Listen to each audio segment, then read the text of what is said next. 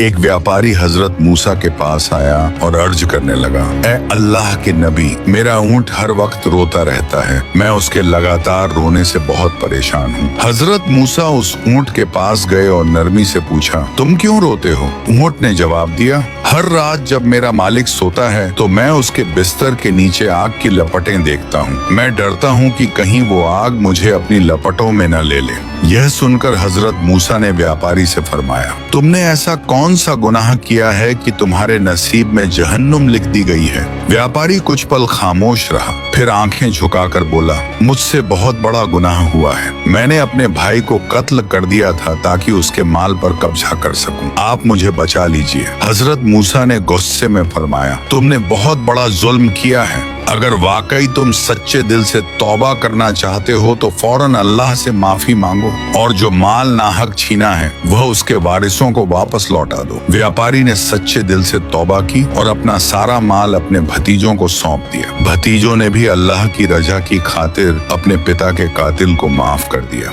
उसके बाद ऊंट ने कभी मालिक के बिस्तर के नीचे आग की लपटें नहीं देखी और न ही वह दोबारा कभी रोया।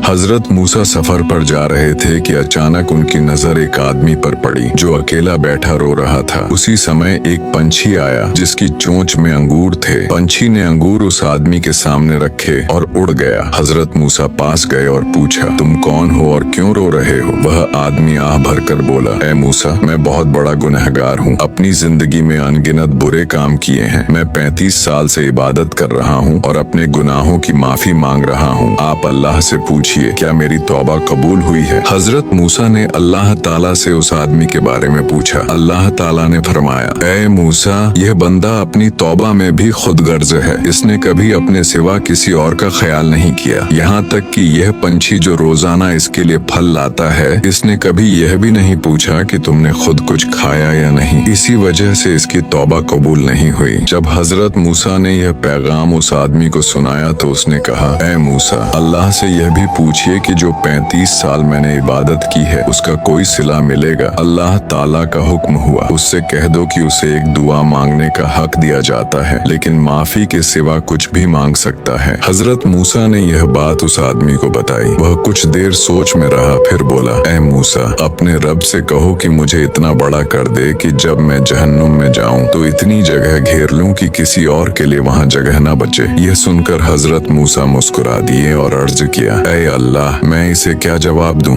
अल्लाह ताला का हुक्म हुआ, ए मूसा, अब तक इसे मेरे एक पंछी की परवाह नहीं थी, लेकिन आज इसने पहली बार अपने सिवा दूसरों के लिए सोचा है। इसे कहो कि मैंने इसके तमाम गुनाह माफ कर दिए हैं।